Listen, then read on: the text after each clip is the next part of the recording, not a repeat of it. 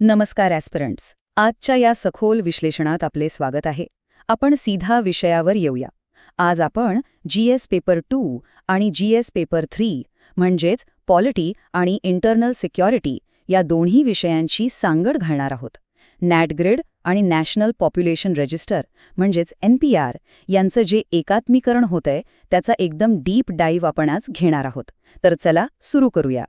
आपली चर्चेची रूपरेषा अगदी स्पष्ट असेल. तंत्रज्ञानाच्या डिजिटल वेबपासून ते सुरक्षा आणि गोपनीयता म्हणजेच सिक्युरिटी वर्सेस प्रायव्हसीच्या मुद्द्यापर्यंत आणि त्याच्या वास्तविक वापरापासून ते एका प्रशासकाच्या निष्कर्षापर्यंत हा संपूर्ण प्रवास आपण कव्हर करणार आहोत. पहिल्या भागाकडे वळूया. The digital web. राज्यव्यवस्थेची ही नवीन तंत्रज्ञानिक व्याप्ती किती प्रचंड आहे ते आपण एकदा व्हिज्युअलाइज करून पाहू. नॅटग्रिडला एक हब अँड स्पोक आर्किटेक्चर म्हणून समजून घेणं खूप गरजेचं आहे. ही आपल्या राष्ट्रीय गुप्तचार यंत्रणेची एक सेंट्रल नर्वस सिस्टम आहे असे समजा. आधार, बँकिंग, फास्टॅग आणि टेलिकॉम रेकॉर्ड्स हे सगळे माहितीचे स्रोत आधी एकमेकांपासून वेगळे होते, बरोबर. त्या इन्फॉर्मेशन सायलोजला तोडून एक सुरक्षित प्लॅटफॉर्म तयार केला गेला आहे, ज्याला आपण नॅशनल इंटेलिजन्स ग्रिड म्हणतो. आता जरा मागकडे वळून पाहिले तर 2009 मध्ये 26/11च्या हल्ल्यानंतर एक प्रतिक्रियात्मक संकल्पना म्हणून ही सुरू झाली होती. पण आज ती एक प्रोॲक्टिव्ह रिअल टाईम डेटा इकोसिस्टममध्ये रूपांतरित झाली आहे. 2023 मध्ये ते ऑफिशियली कार्यान्वित झाले आणि आताचा त्याचा NPR सोबतचा मेळाप अंतर्गत सुरक्षेच्या दृष्टीने लिटरली एक गेम चेंजर ठरत आहे. याची प्रशासकीय व्याप्ती पाहून आपण थक्का व्हाल. IB, रॉ, CBI, ED सारख्या 11 सेंट्रल एजन्सीज आणि स्टेट लेव्हलवर SP रँकच्या पोलीस अधिकाऱ्यांना या प्रचंड डेटा स्ट्रीम्सचा ॲक्सेस दिला गेला आहे. बँकिंग, टेलिकॉम, सोशल मीडिया आणि NPRमधून आलेल्या माहितीमुळे तपास अधिकाऱ्यांना तत्कालीन घडामोडी अगदी रिअल टाईममध्ये समजाता. आणि इथेच एंट्री होते ऑपरेशन गांडीवाची. गांडीवा म्हणजे या सिस्टमचा आर्टिफिशियल इंटेलिजन्सचा मेंदू आहे. हा AI टूल एखाद्या रस्त्यावर नाही तर अदृश्यपणे सर्व रूम्समध्ये काम करतो. वेगवेगळ्या डिजिटल डेटाचे धागे एकत्र गुंफून एखाद्या सस्पेक्टचा अगदी 360 डिग्री होलोग्राफिक प्रोफाईल तयार करण्याचं काम हा AI अल्गोरिदम करतो. हा अल्गोरिदम काम कसा करतो हे समजून घेणं फार इंटरेस्टिंग आहे. याचे 3 मुख्य फिल्टर्स आहेत. पहिले म्हणजे मेटाडेटा ॲनालिसिस, जिथे नावाच्या स्पेलिंगमधील छोटीशी तफावत देखील तपासली जाते. दुसरा आहे फॅमिली ट्री अल्गोरिथम, जिथे NPRद्वारे डिजिटल लिनेज बनवून कुटुंबातील हरवलेले लिंक्स शोधले जातात. आणि तिसरा, सर्वात महत्त्वाचा, इनव्हिजिबिलिटी ट्रॅप, म्हणजे ज्यांचा कोणताच डिजिटल फुटप्रिंट नाही अशा व्यक्तींना हा सिस्टम डायरेक्ट फ्लॅग करतो. हे किती मोठ्या प्रमाणावर चाललंय याची कल्पना येण्यासाठी फक्त हा एक आकडा पहा. 40 से 40,000 नॅटग्रिडद्वारे प्रतिमाहा एवढ्या प्रमाणात डेटा ॲक्सेस रिक्वेस्ट प्रोसेस केल्या जातात. हे नंबर्स अगदी थक्का करणारे आहेत है ना. पुढचा भाग 2, सिक्युरिटी वर्सेस प्रायव्हसी, सीसॉ. आधुनिक राज्यव्यवस्थेला राष्ट्रीय सुरक्षा आणि खाजगीपणा ह्या दोन्ही गोष्टींमध्ये कसा समतोल साधवावा लागतो त्याची ही एक बॅलन्सिंग ॲक्ट आहे. एक सिव्हिल सर्वंट म्हणून हे धर्मसंकट अतिशय स्पष्ट आहे. एका बाजूला GS पेपर 3 नुसार आतंकवाद रोखण्यासाठी इन्फॉर्मेशन सायलोज मोडणे, ऑर्गनाइज क्राईम ट्रॅक करणे अनिवार्य आहे. तर दुसऱ्या बाजूला GS पेपर 2 नुसार KS पुट्टस्वामी निकालातील राईट टू प्रायव्हसी, अल्गोरिथमिक पारदर्शकता आणि मास सर्व्हेलन्सची भीती यांची दखल घेणे सुद्धा तेवढेच महत्त्वाचे आहे. एक अतिशय डेलिकेट सीसॉ आहे हा. आता या दाताकडे थोडं लक्ष द्या.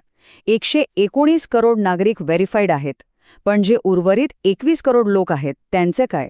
ही संख्या एखाद्या शेजारील देशाच्या एकूण लोकसंख्येइतकी मोठी आहे. हे 21 करोड लोक पोटेन्शियली डिजिटल रेफ्युजीज किंवा डिजिटल शरणार्थी बनण्याची शक्यता आहे, जे या गांडीवच्या इनव्हिजिबिलिटी ट्रॅपमध्ये सहज अडकू शकतात. या डिजिटल जाल्यातून बाहेर पडल्याचा परिणाम काय होतो? एका प्रशासकाने हे लक्षात घेतलं पाहिजे की याचा अर्थ तुरुंगवास नसतो, तर ही एक प्रकारची सिव्हिल डेथ किंवा नागरी मृत्यू असू शकतो. बँक अकाउंट्स फ्रीज होणे, सरकारी सबसिडी थांबणे, शाळेतील ॲडमिशन रद्द होणे किंवा पासपोर्ट रिन्युअल स्थगित होणे, या सर्व आवश्यक सरकारी सुविधा अचानक बंद पडू शकतात. एक सिव्हिल सर्व्हंट म्हणून आपण हे कम्प्लिटली इग्नॉर करून चालणार नाही. तर मग भाग 3 कडे वळूया. Real world application. हे सगळे तत्वज्ञान प्रत्यक्षात एखाद्या लॉ एन्फोर्समेंट अधिकाऱ्यासाठी कसे लागू होते ते पाहू. आपण एक हायपोथेटिकल सिनारिओ घेऊ. एक स्टेट पोलीस SP CCTNSच्या एकात्मीकरणाचा वापर करून इन्व्हेस्टिगेशन कसे करेल? स्टेप 1, चौकशी सुरू होते, कदाचित FIR शिवाय देखील. स्टेप 2, गांधीवाद तुरंत CCTNSला NPR आणि बँकिंग डेटासोबत क्रॉस रेफरन्स करतो. आणि स्टेप 3, ज्याला आधी महिने लागायचे तिथे काही मिनिटातच एखाद्या गुन्हेगारी टोळीचे 360 डिग्री नेटवर्क मॅप होते. एफिशियन्सीच्या दृष्टीने हे एकदम अनबिलिव्हेबल आहे. पण थांबा, एका तटस्थ निरीक्षकाला या नाण्याची दुसरी बाजूसुद्धा पाहावी लागेल. यात फॉल्स पॉझिटिव्हचा धोका खूप मोठा आहे. समाजातील वंचित घटक, आदिवासी समाज किंवा भटक्या जमाती, ज्यांच्याकडे डिजिटल लिटरसी नाही किंवा डिजिटल फुटप्रिंट नाही, त्यांना फक्त याच कारणामुळे अल्गोरिदमने क्रिमिनल सस्पेक्ट म्हणून फ्लॅग केला तर? ही एक अतिशय गंभीर समस्या आहे. हाच मुद्दा हायलाईट करून सांगायचा झाला तर ही लाईन पहा. Citizenship is becoming a subscription model rather than a right, requiring continuous digital renewal. राज्य आणि नागरिक यांच्यातील बदलत्या सामाजिक कराराचे हे अतिशय सटीक वर्णन आहे. नागरिकत्व हा आता फक्त एक अधिकार राहिला नसून सतत डेटा देऊन तो रिन्यू करायची गरज भासत आहे. आणि आता आपण शेवटच्या टप्प्यावर आलोयत. भाग 4, दी ॲडमिनिस्ट्रेटर्स कन्क्लुजन. प्रशासनिक दृष्टिकोनातून आणि लोकशाहीच्या मूल्यांच्या आधारावर पुढील मार्ग काय असायला हवा? UPSC मेन्सच्या दृष्टिकोनातून उत्तर लिहिणारी तयारी म्हणून हे मुद्दे लक्षात ठेवा. कार्यक्षमतेसाठी आपण लोकशाहीची जबाबदारी पणाला लावू शकत नाही. त्यासाठी काही सेफगार्ड्स अनिवार्य आहेत. एक कठोर कायदेशीर चौकट म्हणजेच स्टॅट्युटरी फ्रेमवर्क हवंय. स्वतंत्र नॉन एक्झिक्युटिव्ह ओव्हरसाईट असायला हवंय. फंक्शन क्रीप रोखण्यासाठी स्ट्रॉंग डेटा प्रोटेक्शन कायदे आणि ड्यू प्रोसेस निश्चित करण्याच्या हेतूने FIRची आवश्यकता. या बेसिक गोष्टी बॅलन्स मेंटेन करण्यासाठी मस्ट आहेत. शेवटी एक विचार करण्यासारखा प्रश्न. जर राज्याची सीमा आता फक्त भौगोलिक बॉर्डरवर नसून एखाद्या स्मार्टफोन आणि बँक अकाउंटच्यामध्ये आली असेल, तर भावी सनदी अधिकाऱ्यांनी ऑपरेशन गांडीवाच्या या अल्गोरिदमिक प्रशासनावर कसे नियंत्रण ठेवावे? हाच विचार करत रहा, कारण भारताच्या इंटरनल सिक्युरिटीच्या भविष्यातील प्रशासनाचा हा पाया आहे. भेटूया पुढच्या सखोल विश्लेषणात.